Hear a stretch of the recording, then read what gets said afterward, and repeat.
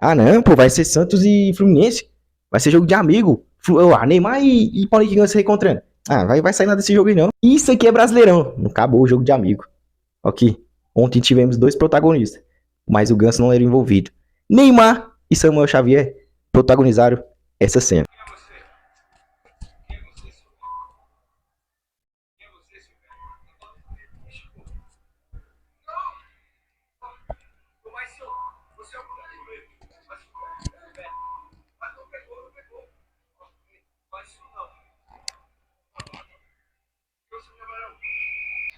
Esse é o futebol. E adivinha quem fez o gol?